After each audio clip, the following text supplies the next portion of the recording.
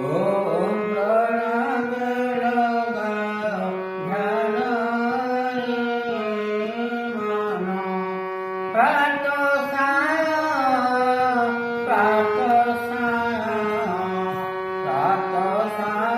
करे प्रतिदिन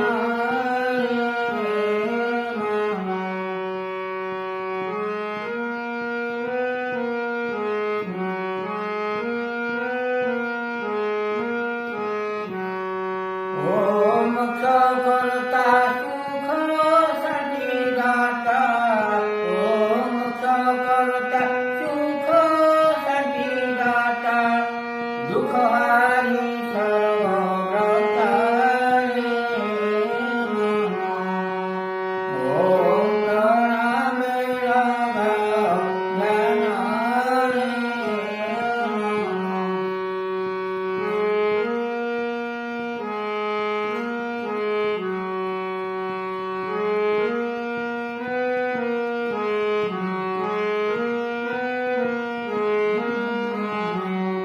ओम पियो सकल सेवन रे मन जीव जन्म जीव जन्म जीव जन्म मरण वसन रे मन